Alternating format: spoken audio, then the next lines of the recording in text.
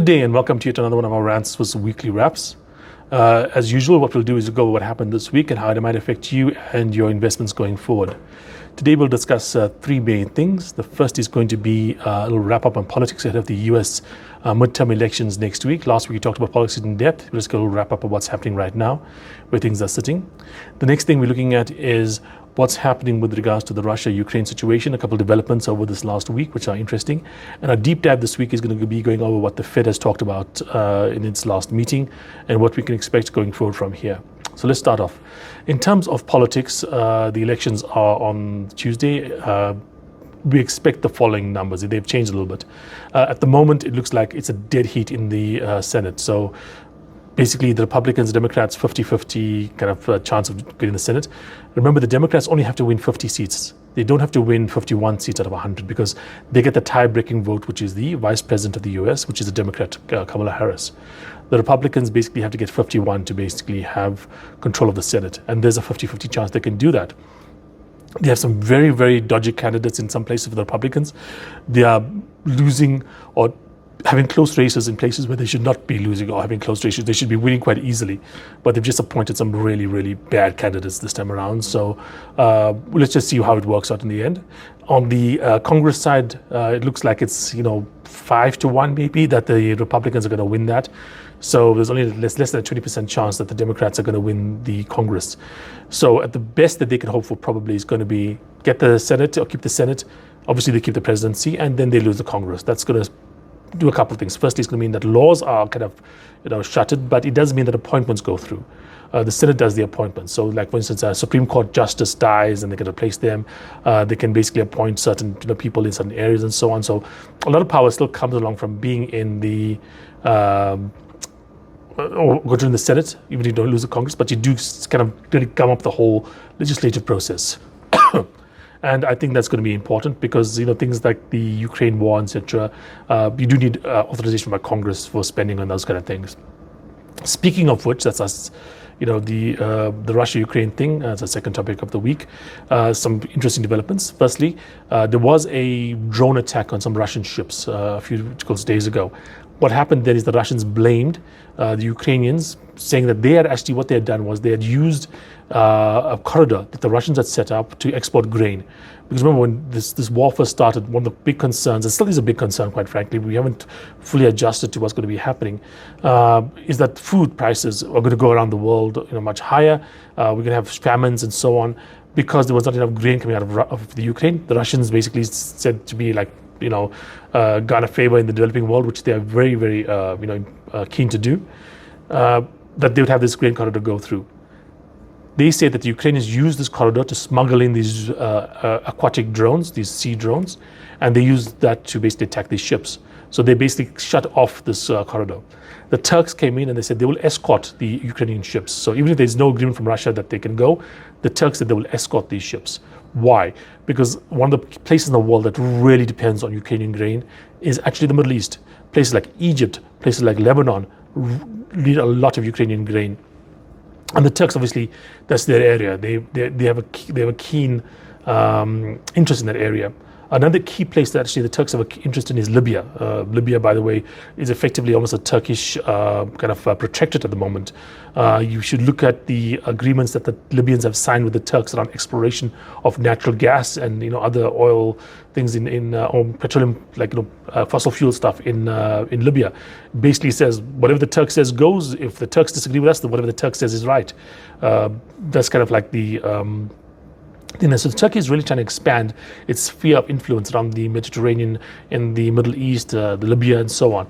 And it needs that grain to come through. Otherwise, there's going to be a lot of upsetness in the area, and therefore it'll be trouble for Turkey. So when the Turks went and said this stuff here, the Russians pulled back. The Russians said they've got now written confirmation from the Ukrainians that they will not use this place or this corridor for any kind of weaponry. So that's one thing. The next thing that's been happening is that apparently, according to the State Department, the US, the Russian senior military leaders got together to discuss the tactical use of nuclear weapons. Now, here is my belief around what will happen if there's tactical nuclear weapons used. If the Russians use tactical nuclear weapons, the Americans will not attack them. You will not see a big response from NATO. What you'll rather see is a real big pullback from NATO. Why? Because the Russians have used nuclear weapons. They have made themselves or shown themselves to be dangerous. It's like if your neighbor basically who has a gun gets into a fight with you, and then he pulls out his gun. You may have a gun as well, but you're going to basically try and disrupt this whole thing because you don't want to be messing around with a gunfight, especially if your neighbor is this poor bugger that's barely surviving, and you have a mansion, and you have a lot of other things going on with your life that you don't want to be messing around with. So if the Ukrainians think that the Russians using a nuclear weapon would cause an immediate influx of NATO and all the other parties, I don't think that's going to happen. At the same time, if the Russians do that, what they will probably face is universal sanctions. There'll be no China, there'll be no India, there'll be nobody else around the world, maybe perhaps in China, but there'll definitely be no India. They will lose standing in the developing world. For instance, the Russians still have a lot of standing in the developing world. Recently, Lula in Brazil won the election. He basically came out after the election in Brazil and said, it's the Ukrainian and Russians' fault for the war, not just the Russians. And that's true around the world. I saw a great article out there that basically said if an alien came to Earth and looked at the Russian-Ukrainian conflict, they would think it's basically a war between white people and the rest of the world. Because the countries that support Ukraine are generally the Europeans and the Americans, and maybe like client states like the South Koreans or the Japanese. And basically everywhere else in the world is either neutral or supports the Russians. So you're talking Africa, South America, most of Asia. China, India, that's between the two of them, 40% of the world's population are more on the Russian side than the West is. So if they basically did use a nuclear weapon, at least I think India would probably have to pull back, much of South America, Africa as well. That'll be quite a big blow to Russia. So they won't want to do it unless they're desperate. And the final thing I want to talk about the Russia-Ukraine thing is that even though we see all these videos from the Russians, doing whatever, they're getting attacked here and the drone bombing of tanks and whatnot, the Russians in the last few weeks have done something that's very, very key. They've been attacking infrastructure, and they've been attacking infrastructure so badly that we are seeing some serious shortages of water and power happening in the Ukraine. Remember, imagine if ESCOM also had to deal with the fact that somebody was bombing them all the time. How easy would it be to supply Joburg with power if there was drones coming across from a foreign power to try and bomb you every couple of days? That's what's happening in the Ukraine at the moment. As we head into winter, that's going to be a big deal because winter in the Ukraine is cold. You need a lot of support to survive. You can't just basically cover up with a blanket and make it through. You need electricity. You may need water. All those kind of things that are destroyed by the Russians. You can't just go out and survive without those things. So it's going to be a major, I think, impact coming through to the war. So those are what's happening in Russia at the moment. And now the deep dive for the week. The Fed announcement. Fed raised interest rates by 0.75%. Expected. Everybody knew it's going to happen, even though JP Morgan came out a couple of days later and said if they just raised it by 0.5%, the market would rally 10% in one day. Yes, because the market would have been so shocked by the fact that it was 0.5% and not 0.75, the market would have gone crazy because it would have been a total game changer. Now, also what was said was they are not looking to pivot or reduce anytime soon.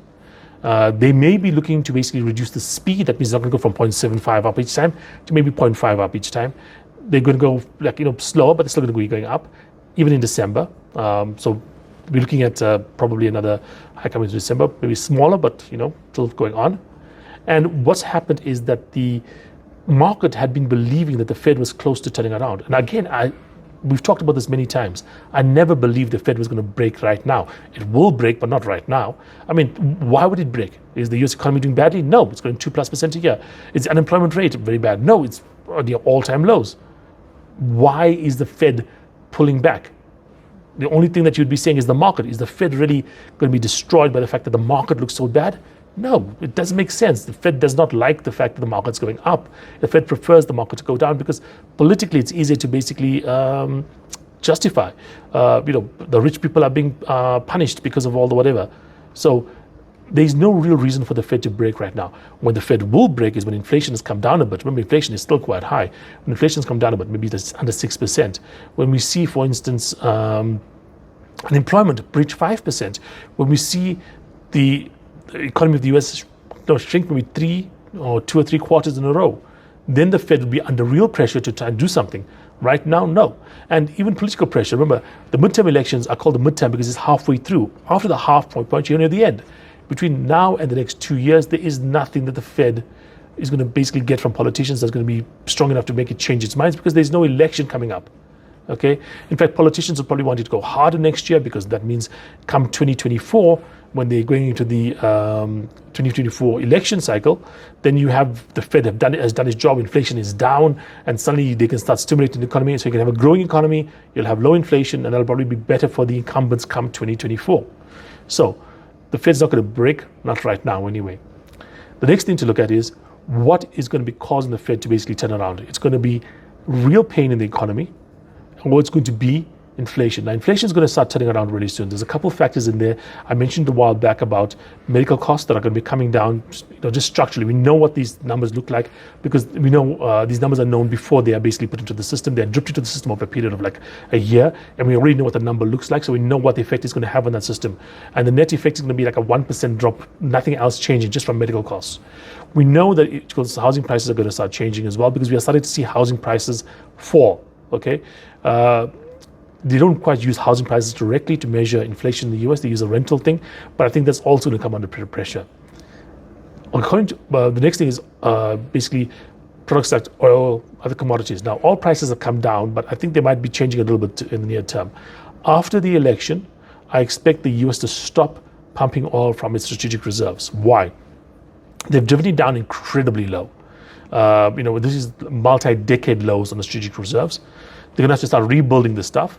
Okay, there's going to be no immediate electoral political pressure on the US. There'll be a year when there's no elections. Okay, and they'll start running for election in 2024 at the end of the year, but in early 2024. But they can easily, if the market basically turns around, if the economy is booming in 2024, if inflation is coming down in 2024, no one's going to remember 2023. Okay, so they have a year to sort that out, and they have a year to rebuild this reserve, which you need to have rebuilt, because at the current point in time, quite frankly, the whole petroleum reserve stuff is really important, because any kind of disruption, and we've had disruptions in the past.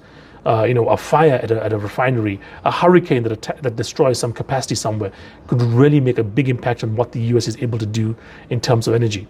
And important to look at a couple of things. Firstly, right now, diesel reserves are the lowest they've been since 1982 in the US.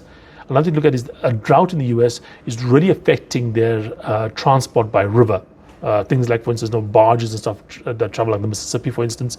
They are not able to basically take as many barges, as fill them up as to the maximum as they used to, because the river is very low right now because there's no rain. These factors basically mean that there's a potential of some kind of black swan situation. And yes, people may not like oil prices at basically $110 a barrel or $120 a barrel. They may not like gasoline prices at like say $4.50 a gallon. But they really won't like if basically there's a total shutdown, if there's no transport because there's no diesel available, or that they can't operate their farm equipment because there's no diesel available, or they can't transport stuff from basically the ocean to Chicago, or from basically the farmlands to the ocean for export, because there's, like I said, a mess up, a total collapse of that transport system. So the administration is probably going to be a bit more focused to make sure there's no catastrophic destruction, and more willing to tolerate a bit of economic pain next year, just because, like I said, there's no real, pushback on them. And so the Powell is probably going to have at least a year after this where he can actually really push things through. And I think that's going to be a key factor into next year. So yeah, like I said, the Fed will break, just not yet. We are expecting a bit more pain from them. But that being said, I think the market has priced a lot of that pain in already. Historically, the majority of the pain, the majority of the market reaction happens in the first third of the hiking cycle. I'm pretty sure by even the most pessimistic assumptions, we are at the worst third of the hiking cycle at the moment. But we've got to at least a third of the hiking cycle right now.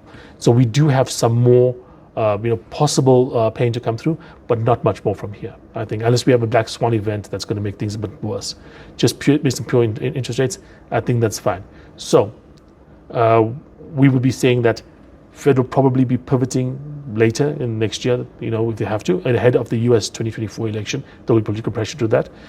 Inflation is probably going to be coming down, but not all the way down to 4%, probably to like under 6%.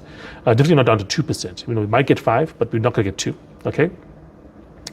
And in terms of economic pain, I think it's probably quite likely that the US markets are probably, if not at the bottom, I haven't seen the bottom yet, I'm probably going to see the bottom reasonably soon.